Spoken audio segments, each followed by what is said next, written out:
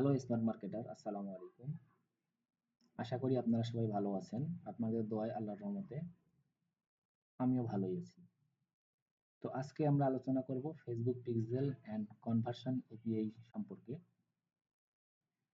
তো চলুন আগে আমরা জেনে নেই যে ফেসবুক পিক্সেলটা কি। ফেসবুক পিক্সেলটা হচ্ছে one kind of CC camera. আমরা যেমন কোনো স্টোরে, কোনো শপে, ফিজিক্যাল শপে বা কোনো মার্কেটে যদি একটা সিসি ক্যামেরা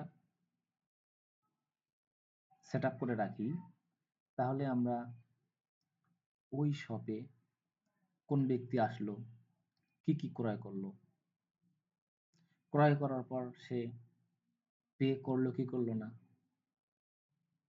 নাকি সে চুপি সরে কোনো কিছু নিয়ে গেল, অথবা ওই দোকানের কর্মচারী যারা আছে তারা কাউকে, নিজের আত্মীয় স্বজন কেউ আসলে অতিরিক্ত কোনো প্রোডাক্ট দিল নাকি বা কম দামে কোনো প্রোডাক্ট দিল নাকি, সবকিছু কিন্তু আমরা ওই ওভারঅল সব বিষয়গুলো কিন্তু আমরা ওই সিসি ক্যামেরার ভিতর অন রেকর্ড পাই।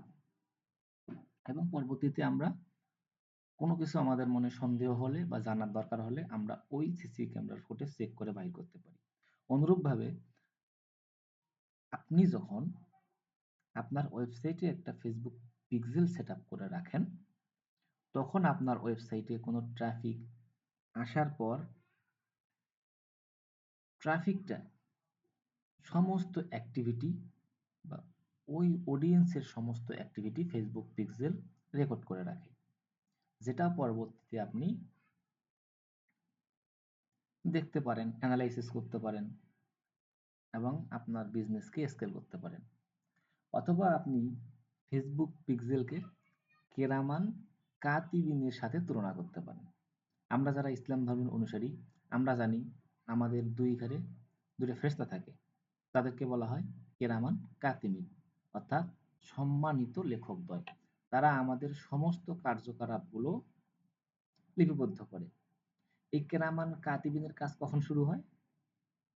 যখন আমরা জন্মগ্রহণ করি তারপর থেকে কেরামান কাতিবিনের কাজ শুরু হয়।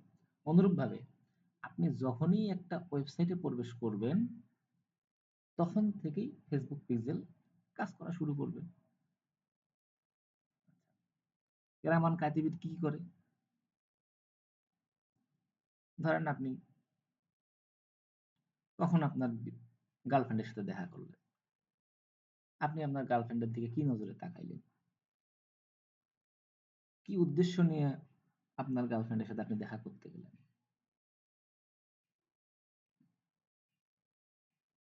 আপনি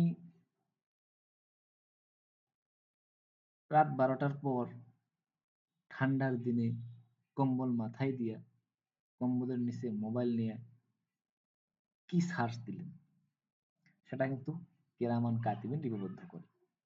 অনুরূপভাবে আপনি যখন একটা ওয়েবসাইটে আসবেন, এই ওয়েবসাইটটা স্ক্রল করে নিচে নামলেন, আপনার একটা প্রোডাক্ট পছন্দ হলো, সেই প্রোডাক্টের ভিতরে গেলেন, সেই প্রোডাক্টটা কিছুক্ষণ ধরে দেখলেন, প্রোডাক্টটা অ্যাড টু কার্ট করলেন,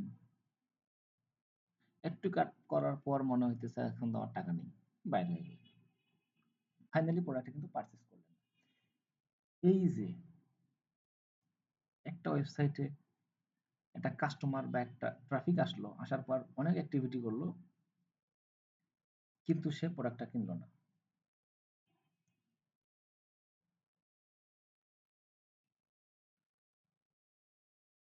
এই সব কিছুই আসলে ফেসবুক পিক্সেল রেকর্ড করে রাখে। এখন পরবর্তীতে যখন এই ওয়েবসাইটের মালিক বা এই শপের মালিক এই জিনিসগুলো নিয়ে অ্যানালাইসিস করবে, সে দেখবে আরে 100 জন আমার ওয়েবসাইটে আসলো, প্রবেশ করলো, 50 জন আমার একটা ইন্ডিভিজুয়াল পেজ ভিজিট করলো, 25 জন অ্যাড টু কার্ট করলো, 10 জন ভিউ কার্ট করলো, ইনিশিয়াল চেক আউটে গেল, মাত্র 2 জন প্রোডাক্টটা ক্রয় করলো, বাকি লোকগুলো ক্রয় করলো না।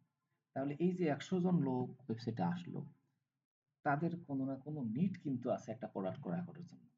তাদের একটা প্রোডাক্ট ক্রয় করার ইন্টারেস্ট, আগ্রহ বা প্রয়োজনীয়তা আছে বলেই কিন্তু তারা এই ওয়েবসাইটে প্রবেশ করছে, একটা প্রোডাক্ট ভিউ করছে। সে হয়তো আজকে কিনতে পারে নাই, তার টাকা নাই, বা অন্য টাকা আছে, সেই টাকাটা আরও ইম্পর্টেন্ট কোনো কাজে লাগাবে, অথবা অন্য কোনো কারণে সে কিন্তু প্রোডাক্টটা কিনতে পারেনি।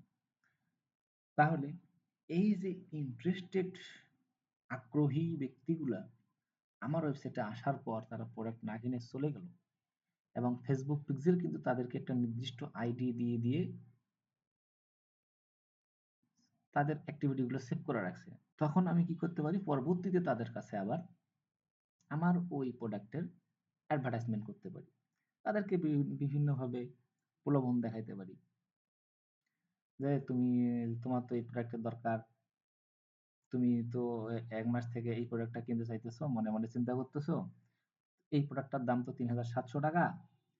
এখন আমার একটা বিশেষ অফার চলতেছে, আগামী কালের জন্য, শুধুমাত্র আগামীকালের জন্য এই প্রোডাক্টে 50% ছাড়, তুমি পেয়ে যাবা এই প্রোডাক্টটা মাত্র ১,৫০০ টাকায়।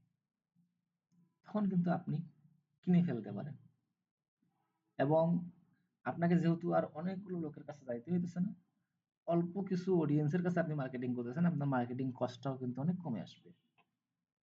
তো এই ছিল ফেসবুক পিক্সেল সম্পর্কে আলোচনা। আজকে এতটুকুই। আগামী টিউটোরিয়ালে আমরা কিভাবে ফেসবুক পিক্সেল একটা ওয়েবসাইটে সেট আপ করতে হয়, কিভাবে কনভার্সন এপিআই সেট আপ করতে হয়, সেগুলো নিয়ে আলোচনা করব। সেই পর্যন্ত ভালো থাকবেন, সুস্থ থাকবেন। খোদা হাফেজ।